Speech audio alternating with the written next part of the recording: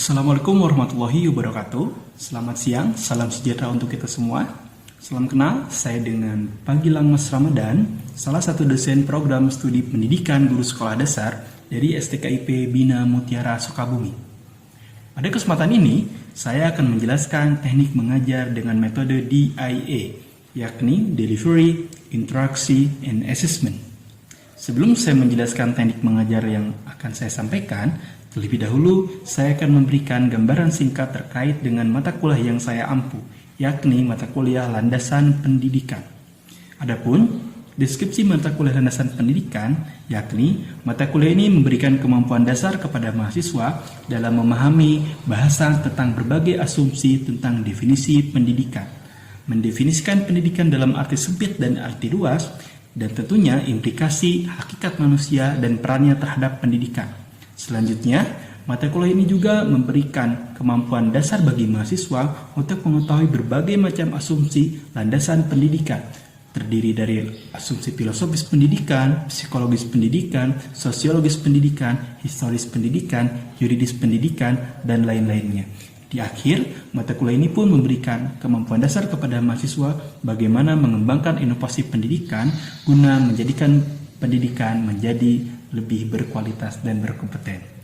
Adapun capaian pembelajaran yang diharapkan dari ketelaksanaan mata kuliah landasan pendidikan ini, yang pertama, mahasiswa diharapkan mampu menjelaskan dan mendefinisikan konsep dasar landasan pendidikan dan berbagai asumsi tentang pendidikan. Yang kedua, bagaimana mahasiswa mampu menjelaskan hakikat manusia dan perannya dalam pendidikan. Yang ketiga, bagaimana mahasiswa mampu menganalisis berbagai macam landasan pendidikan. Yang keempat, bagaimana mahasiswa mampu mengembangkan berbagai inovasi pendidikan di era global. Adapun capaian pembelajaran tersebut terdiri dari akan disampaikan dalam 14 kali pertemuan dengan materi antara lain, yang pertama, konsep landasan pendidikan. Yang kedua, hakikat manusia dan pendidikan merupakan proses humanisasi. Yang ketiga, pengertian pendidikan dalam arti sempit dan arti luas. Yang keempat, pendidikan sebagai ilmu dan seni. Kelima, asumsi-asumsi filosofis pendidikan. Yang keenam, asumsi psikologis pendidikan. Yang ketujuh, asumsi sosiologis dan antropologis pendidikan. Yang kedelapan, asumsi-asumsi yuridis pendidikan. Yang kesembilan, asumsi historis pendidikan. Yang kesepuluh, pendidikan informal, formal, dan non-formal. Yang kesebelas, berbagai permasalahan dalam dunia pendidikan. Selanjutnya yang ke-12, bagaimana inovasi tentang pendidikan. Adapun dari 14 pertemuan tersebut, pertemuan ke-8 dan pertemuan ke-16 diisi dengan UTS dan UAS. Adapun teknik pengajaran yang akan saya lakukan adalah teknik pembelajaran melalui Zoom meeting. Berikut saya akan sampaikan teknik mengajar DIA yang saya lakukan. Yang pertama, proses delivery. Delivery adalah proses penyampaian materi saat perkuliahan berlangsung. Dalam teknik delivery, saya menggunakan dua teknik, yakni menggunakan textbooks, yakni saya memberikan berbagai macam referensi buku bacaan kepada mahasiswa. Termasuk di dalamnya, saya selalu memotivasi atau menstimulus mereka untuk menggunakan referensi jurnal atau artikel dalam perkuliahan ini. Yang kedua, saya menyajikan case study berupa penyajian materi kasus kepada mereka untuk menjadi bahan diskusi melalui kelompok-kelompok kecil yang dibuat. Selanjutnya, penyampaian materi tersebut pun tidak terlepas dari bantuan penggunaan mikroskop PowerPoint yang disajikan kepada mereka. Yang kedua, yaitu teknik interaction. Interaction adalah kondisi di mana dosen dan mahasiswa menciptakan suasana kelas yang kondusif dan harmonis. Dalam hal ini, saya menyediakan 3 saluran. Yang pertama, partisipasi di kelas, teknik tanya jawab, dan lain-lain. Yang kedua, saya pun menyediakan media sosial berupa grup WhatsApp yang akan menjadi bahan bagaimana mahasiswa dengan dosen berinteraksi di sana. Yang ketiga, saya pun menyediakan Google Classroom di mana mahasiswa dapat mengumpulkan tugas dan dosen pun dapat memberikan feedback terhadap tugas yang diberikan kepada mahasiswa. Selanjutnya, metode yang ketiga berkaitan dengan assessment. Assessment adalah terkait dengan penilaian yang diberikan oleh dosen. Dalam hal ini, saya memulai dengan kontrak perkuliahan, di mana di awal kontrak perkuliahan saya memberikan rule of game atau aturan-aturan bagaimana mahasiswa mendapatkan nilai yang maksimal terkait dengan jenis-jenis penilaian yang saya lakukan, absen, kuis, pengumpulan tugas, UTS, dan UAS di dalamnya. Agar apabila kita memberikan rambu-rambu tersebut, mahasiswa akan menjadikan atau akan membuat strategi bagaimana mendapatkan nilai yang optimal dan maksimal. Berikut pemaparan DIE yang saya lakukan. Dan berikut ini saya akan paparkan, saya akan perlihatkan cuplikan mengajar saya melalui Zoom meeting. Oke. Assalamualaikum warahmatullahi wabarakatuh. Waalaikumsalam warahmatullahi wabarakatuh. Ya, selamat pagi, salam sejahtera untuk kita semua. Alhamdulillah pada kesempatan ini kita bertemu lagi di pertemuan mata kuliah landasan pendidikan. Pada pertemuan ini materi bahasan kita terkait dengan materi konsep dasar pendidikan. Adapun Bapak mengingatkan kembali bobot mata kuliah ini terdiri dari 2 SKS ya. Sebelumnya nanti KM bisa melaporkan ya siapa-siapa aja yang tidak hadir ataupun nanti kalian pun bisa mengisi absen di Google Classroom ya. Oke, sebelumnya gimana, sehat semua? Sehat ya? Alhamdulillah ya. Oke, seperti biasa di 2 menit atau 3 menit pertama Bapak memberikan kesempatan atau memberikan apa ya? Memberikan kuis yang sifatnya pertanyaan. Barangkali kalian memiliki keresahan-keresahan terkait dengan isu-isu pendidikan yang sekarang ada di Indonesia. Mungkin ada yang mau bertanya dulu terlebih dahulu? Silakan. Lulu mungkin, Lu ada?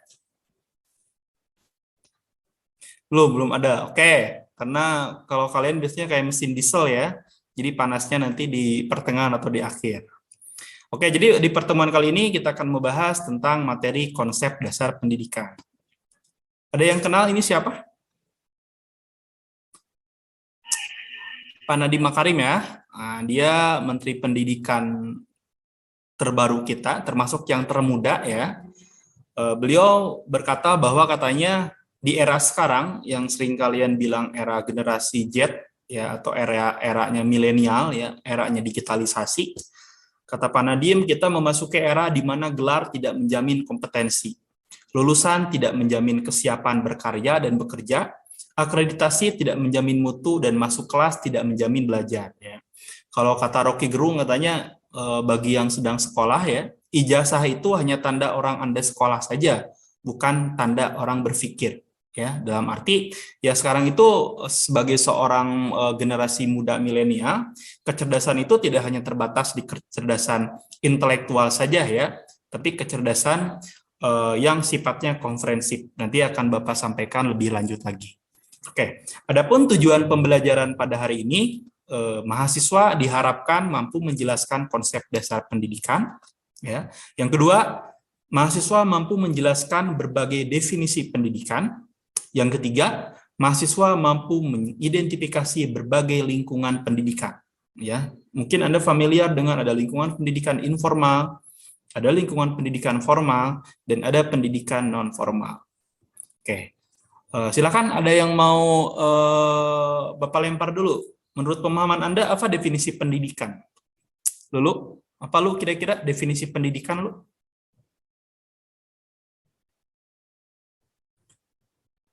Silakan. Atau selain Lulu, silakan. Udah pada sarapan kan ya? Pada lemes. Apa definisi pendidikan yang Anda ketahui? Oke, mungkin Anda familiar dengan kata pendidikan itu adalah katanya proses humanisasi atau memanusiakan manusia. Apa maknanya kira-kira? Ada Lulu di sini, ada Puput, Nadia, silakan. Siapa yang mau berpendapat apa definisi dari memanusiakan manusia maksudnya apa, Lu? Ayo. Suaranya Lu di unmute.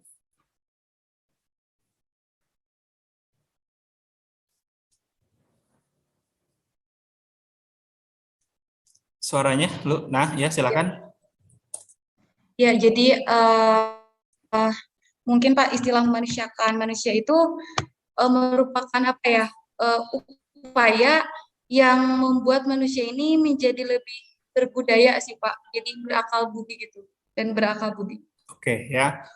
Yang diangkat oleh Lulu tentang konsep kebudayaan dan katanya berakal budi. Boleh. Yang lain kira-kira memanusiakan manusia, yang dimaksud dengan memanusiakan manusia di sini apa? Boleh, silakan. Sumiati atau Novi apa? Oke ya. Sebelum menjawab, sebelum ada yang kembali menjawab, ini kita akan masuk ke definisi pendidikan ya. Definisi pendidikan menurut para ahli mungkin banyak, tapi kita ambil dua saja di sini.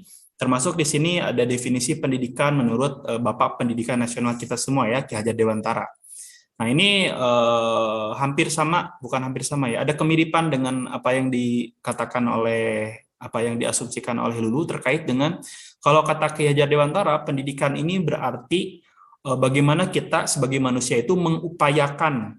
Ya, di sini yang pertama itu diupayakan itu terkait dengan budi pekerti katanya, karakter atau personality ya, kekuatan batin, pikiran ya, pikiran itu terkait dengan intelektualitas ya, jasmani ya, dan yang terakhir ya tidak lepas diselaraskan dengan kondisi alam atau kondisi masyarakat sekarang ya. Untuk itu kita harus fleksibel dengan perkembangan zaman ya. Kita harus bersinergis dengan perkembangan zaman.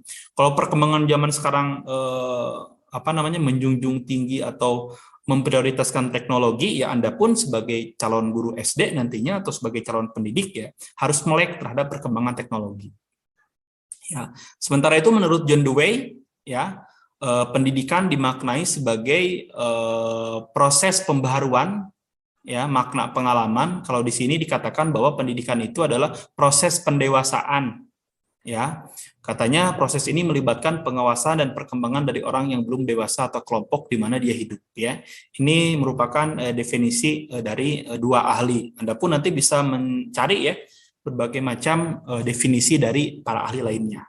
Ya, ada katanya kalau untuk menjadi insan Indonesia yang cerdas itu Anda harus tidak hanya cerdas intelektual saja ya, tapi di sini dikatakan Anda harus cerdas spiritual, cerdas emosional atau sosial, baru cerdas intelektual, selanjutnya Anda harus cerdas kinestetik ya. Ini terkait dengan gerak ya. Ada yang mau berpendapat terkait dengan definisi ini atau makna ini? Silakan. Siapa? Selain dulu, silakan Put. Menurut Anda bagaimana Put terkait dengan pernyataan ini?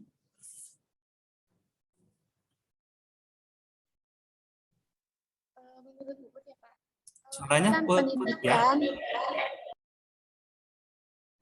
ya terus? pendidikan adalah proses hidup panjang di mana sekolah hanya bagian kecil tapi perlu. Jadi pendidikan itu dapat di mana aja, tidak hanya di sekolah gitu, di luar sekolah pun kita dapat, tidak perlu di sekolah aja. Kalau ingin mendapatkan pendidikan di luar sekolah pun dapat gitu pendidikan. Oke, siap ya. Jadi terkait dengan tadi nanti kita akan jelaskan secara singkat terkait dengan fungsi pendidikan formal, informal, dan non formal ya. Jadi pendidikan itu tidak hanya identik dengan bangku sekolah ya, atau pendidikan itu tidak identik dengan harus ada gedung gitu ya, atau pendidikan itu tidak identik dengan harus ada guru yang secara legal dia punya sertifikat. Nah, padahal pendidikan secara umum merupakan pendidikan itu adalah universal kehidupan ya. Anda bisa belajar di mana saja, Anda bisa belajar kapan saja, Anda bisa belajar dari siapa saja selama apa yang disampaikannya itu positif. Yaitu makna besar atau definisi luas dari pendidikan ya. Nah, sekarang ini terkait dengan kita mengkomparasikan terkait dengan definisi pendidikan dalam arti sempit dan pendidikan dalam arti luas. Boleh silakan dibacakan sama siapa? Pengertian luasnya boleh sama Novi, Pi. Boleh Pi dibacakan Pi? Ya boleh Pak. Komparasi pendidikan dalam arti sempit dan luas. Yang pertama definisi pendidikan berdasarkan arti luasnya pendidikan adalah hidup, sedangkan pengertian sempitnya pendidikan adalah persekolahan. Yang kedua ada tujuan. secara luasnya melekat dalam tujuan hidup individu, secara sempitnya terbatas pada pengembangan tertentu. Yang ketiga ada peserta didik, arti luasnya siapapun, arti sempitnya siswa atau mahasiswa. Yang selanjutnya ada waktu, pertama yang dalam arti luasnya kapanpun sepanjang hayat, sedangkan dalam arti sempitnya waktu tertentu, jadwal, dan durasi terbatas. Yang selanjutnya ada tempat, dalam arti luasnya dimanapun, dan dalam pengertian sempitnya, lembaga pendidikan formal. Selanjutnya ada pendidik, secara luasnya tidak terbatas pada pendidikan profesional, dan pengertian sempitnya pendidikan profesional, seperti guru, dosen, dan lain-lain. Dan yang terakhir ada bentuk pendidikan, secara arti luasnya, kegiatan tidak terencana dengan baik, secara arti sempitnya, pengajaran di bawah kondisi terkontrol. Oke ya, itu beberapa komparasi antara pengertian pendidikan dalam arti sempit, dalam arti luas ya. Di sini dikatakan salah satunya nih ya, tentang waktu ya. Kalau waktu kan, kalau yang arti sempitnya ya pendidikan ada durasinya ya. Kalau SD misalnya 6 tahun, SMP 3 tahun, SMA 3 tahun, S1-nya 4 tahun, S2-nya 2 tahun misalnya, secara umumnya ya, secara umum atau pada umumnya, tapi kan ada yang akselerasi ya, yang SMP-nya hanya 2 tahun misalnya, tapi secara umum ya pendidikan secara sempit ya diartikan waktunya ada durasi atau ada tenggatnya. Sedangkan dalam arti luas pendidikan itu ya, apa hadisnya? Coba ada yang tahu hadisnya? Atau artinya, jadi pendidikan itu apa katanya? Pendidikan itu dimulai dari apa, Put? Utlubul ilmi minal mihdi ilal lahdi. Iya, apa? Ya, artinya adalah menuntut ilmu itu dari semenjak buayan hingga liang lahat. nah itu ya, atau misalnya ada lagi meskipun hadisnya apa lemah atau enggak, misalnya utubul ilma walau bisin ya, carilah ilmu sampai ke negara Cina misalnya, atau thalabul ilmi faridatun ala kulli muslimin wa muslimatin, bahwa menuntut ilmu itu wajib bagi setiap muslim dan muslimat ya. Nah ini definisi atau komparasi dari pendidikan dalam arti sempit dan arti luas. Selanjutnya di sini dijelaskan tentang nah ya, terkait dengan tripusat pendidikan ya. Ini teorinya Ki Hajar Dewantara ya. Di sini dikatakan bahwa pendidikan itu bermula dari lingkungan keluarga ya, atau mungkin yang ada kenal dengan pendidikan apa? Lingkungan keluarga? Pendidikan keluarga, lingkungan apa? Boleh di-unmute aja semua. Lingkungan apa? Lingkungan keluarga? Lingkungan, atau ada biasanya ada yang bilang bahwa katanya pendidikan yang paling dasar itu adalah ibu katanya, karena ibu adalah madrasah pertama ya bagi anaknya. Itu pendidikan informal ya. Jadi lingkungan keluarga merupakan pendidikan informal. Yang kedua lingkungan sekolah. Ya, lingkungan sekolah ya lembaga pendidikan, itu disebut lingkungan pendidikan formal. Lingkungan masyarakat ini terkait dengan pendidikan non formal, yaitu pendidikan yang didapat di luar pendidikan formal atau di luar pendidikan sekolah. Biasanya tentang bagaimana manusia itu memiliki mental atau kepribadian, tentang bekerja sama, bergotong royong, memiliki jiwa kepemimpinan, itu kan didapat di komunitas masyarakat biasanya, atau di lembaga-lembaga yang ada di masyarakat. Ini 3 lingkungan pendidikan atau tripusat pendidikan yang memang semuanya harus bersinergis ya, atau semuanya harus saling bekerja sama ya. Tidak bisa misalnya orang tua menyerahkan pendidikan sepenuhnya kepada sekolah gitu ya, atau misalnya masyarakat itu menutup mata terhadap gejala-gejala penyimpangan sosial yang ada di sekitar mereka, misalnya melihat siswa yang sering ngumpul-ngumpul misalnya, apalagi menggunakan obat-obatan terlarang, atau misalnya pergaulan bebas ya, dan masyarakat dalam hal ini tidak bisa menutup mata ya, mereka harus proaktif bagaimana menjadi kontrol sosial bagi mereka ya. Silakan, mungkin di lingkungan Anda semua ada masalah pendidikan apa terkait dengan lingkungan pendidikan ini? Silakan, ada yang mau ditanyakan dulu? Boleh? Kita buka sesi pertanyaannya, tidak di akhir ya. Kalaupun Anda mau bertanya, memotong apa yang saya sampaikan, silakan. Atau berargumen, silakan. Ada yang mau bertanya? Silakan.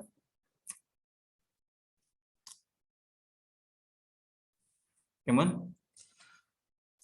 Izin bertanya, Bapak. Boleh, silakan, Nov. Gimana? Kan dari pendidikan yang tadi, Ya. yang pertama ada pendidikan keluarga. Ya. Nah, apa peran pendidikan keluarga tersebut bagi perkembangan? Di perkembangan anak ya. Oke, silakan. Ada temannya yang mau menjawab dulu kira-kira? Silakan. Apa kira-kira fungsi keluarga terhadap perkembangan anak? Boleh, ini semua kebanyakan kan kalau PGSD ibu-ibu semua ya, calon ibu-ibu berkualitas. Silakan. Kira-kira dimulai dari mana? Kemon? Yuk. Yuk. Kira-kira fungsi keluarga ketika nanti Anda ingin menjadi seorang ibu rumah tangga, kira-kira apa fungsi keluarga dalam mendidik? Yuk. Suaranya yuk diaktifkan.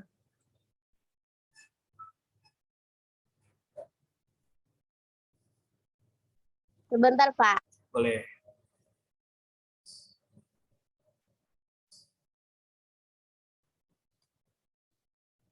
Apa? Yuk, gimana? Jangan jauh-jauh berpikir macam-macam. Misalnya Anda menjadi seorang ibu atau Anda menjadi seorang kakak, ya bagaimana misalnya Anda menemukan masalah-masalah di rumah, oh adik saya bandel, oh adik saya nggak nurut, kira-kira, oh adik saya main gadget terus. Nah, kira-kira bagaimana upaya preventif Anda untuk meminimalisir hal tersebut? Silakan lu. Yuk. Suaranya yuk di. Nah, udah. Silakan. Pak, memberikan pola asuh dan teladan dari orang tua kepada anaknya sebagai miniatur bagi pembentukan pribadi dan perkembangan anak gitu, Pak. Oke. Singkat, padat, jelas ya. Jadi bagus diksinya tuh ya, miniatur katanya ya. Jadi nggak usah anak punya idola artis-artis drama Korea misalnya. Cukup orang tua saja yang jadi miniatur atau jadi teladan ya. Selain guru nanti yang digugu yang ditiru, orang tua pun harus jadi role model di rumah ya. Karena anak kan melihat apa yang dilakukan oleh bapaknya, apa yang dilakukan oleh ibunya ya.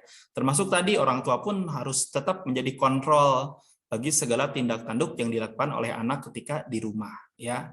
Satu lagi kira-kira yang paling penting apa kira-kira? Selain tadi jadi teladan yang harus diperhatikan oleh orang tua anaknya, apa kira-kira? Untuk menciptakan atau untuk menjadikan anak yang sehat, apa yang harus diperhatikan? Izin Bapak. Ya. Mungkin untuk agar bisa menciptakan suasana gitu di rumah dengan anak, bisa menerapkan tata tertib di rumah. Oke, ya. Jadi anak bisa mematuhi tata tertib tersebut. Boleh, atau bahasa itunya rule of game ya. Jadi ada aturan-aturan, ada konsekuensi logis. Oh, kamu kalau melakukan A ada konsekuensinya loh, kamu dapat hukuman misalnya. Oh, kalau kamu melakukan kebaikan, oh ada apresiasi loh ya. Itu melatih anak untuk fair play ya, untuk sportif ya, bagus. Selain itu kira-kira tadi untuk menciptakan anak yang sehat berarti harus apa kira-kira? Harus sederhana nih ya, tapi penting ya. Untuk menciptakan anak yang sehat, Anda sebagai orang tua, sebagai kakak misalnya nanti atau sebagai guru pun harus mengingatkan terhadap asupan makanan anak. Ya, sekarang kan makanan tambah aneh-aneh ya. Nah, Anda pun harus mengontrol nanti ketika jadi orang tua, ketika jadi guru misalnya mengontrol makanan anaknya agar asupan nutrisinya, asupan gizinya pun harus diperhatikan. Karena kan yang memberikan asupan gizi atau makanan adalah orang tua ya dari rumah ya. Kalau bisa misalnya anak dibekali dengan makanan-makanan yang sehat ya. Itu lingkungan keluarga. Yang kedua lingkungan sekolah. Ya kalau lingkungan sekolah ya nanti berarti peran guru ya. Atau yang ketiga lingkungan masyarakat. Silakan pertanyaan selanjutnya. Tadi bagus pertanyaannya dari Novi. Udah Vi ya, udah terjawab ya dari teman-teman semua ya. Oke, silakan. Ada lagi? Boleh Put, silakan. Kan tadi itu ada 3 ya Pak, ya. Pendidikan keluarga, sekolah, kayak gitu. Nah, pertanyaannya itu kan dalam pendidikan pasti ada permasalahan. Ya. Nah, kalau untuk di Indonesia ini apa sih Pak masalah pendidikan yang terbilangnya itu sangat urgent gitu, yang harus segera ditanggulangi? Siap ya, silakan. Pertanyaannya bagus terkait dengan masalah pendidikan ya. Ini include ya, ada bisa lingkungan keluarga, ada lingkungan keluarganya mungkin kontrol di pemerintah bisa aja. Ada lingkungan sekolah mungkin kebijakan yang mengatur sekolah kan sentralistik ya dari pusat misalnya atau lingkungan masyarakat. Ada yang mau menjawab dulu silakan. Masalah di pendidikan di Indonesia kira-kira apa? Kemon masing-masing satu ya. Nadia, kira-kira menurut Anda apa Nadia masalah yang ada di Indonesia pendidikan yang harus menjadi perhatian kita semua? Mungkin ketika praktek apa sih pendidikannya, bagaimana sih kita sebagai khususnya sebagai seorang guru gitu Pak. Jadi tidak hanya sekedar transfer ilmu saja, tetapi juga bisa menjadi contoh bagi anak-anak muridnya dalam hal budi pekertinya. Dan juga mungkin dalam hal sistem pendidikannya, Bapak. Oke, ya berarti yang disoroti oleh Nadia mungkin lebih ke kualitas pendidik ya, atau kualitas guru ya, yang harus di-upgrade terus. Dan ini sudah dilaksanakan oleh pemerintah ya, melalui program sertifikasinya, melalui program sekarang itu ada Merdeka Belajarnya, ya ada guru penggeraknya ya. Jadi memang kalau dulu masalahnya ya itu, kadang-kadang banyak ditemukan guru-guru yang masih konvensional atau guru-guru yang cara pengajarannya masih tradisional ya, sedangkan kan sekarang eranya digital ya, anak-anaknya lebih aktif, lebih hiperaktif, jadi guru-gurunya pun harus mengupgrade keterampilannya. Oke, selain itu Novi kira-kira masalah yang lain yang ada di Indonesia? Izin Bapak, kalau menurut Novi sarana prasarana, karena kan tiap sekolah itu kayak sarana prasarananya itu belum semua lengkap gitu. Sedangkan kebijakan yang diberlakukan itu kan sentralistik gitu, langsung dari pusat. Jadi untuk sekolah-sekolah yang sarana dan prasarananya belum lengkap, pasti akan terjadi masalah gitu, gangguan dalam proses pembelajaran. Oke, bagus ya. Kalau yang disoroti oleh Novi terkait dengan pemerataan sarana prasarana ya. Indonesia dari Sabang sampai Merauke terkadang masih ada kesenjangan ya antara Indonesia bagian barat dengan Indonesia bagian timur, ataupun misalnya ya tadi pemanfaatan fasilitas, dan ada nih fasilitas tapi gurunya belum mampu menjalankannya atau belum mampu mengoperasikannya, itu juga kan jadi masalah ya. Oke, itu masalah-masalah secara umum. Anda mungkin nanti bisa diuraikan di tugas yang akan Bapak berikan ya. Tugas Anda adalah nanti Anda membuat esai ya, temanya terkait dengan fungsi pendidikan informal, formal dan non formal. Tugasnya bersifat individu, formatnya esai ya. Nanti Anda bisa kumpulkan di Google Classroom yang saya sediakan. Nah, itu tadi cuplikan cara saya mengajar kepada mahasiswa melalui media Zoom Meeting. Terima kasih, dan semoga apa yang saya sampaikan dapat bermanfaat bagi kita semua. Salam sejahtera untuk kita semua. Wabillahi taufiq wal hidayah. Wassalamualaikum warahmatullahi wabarakatuh.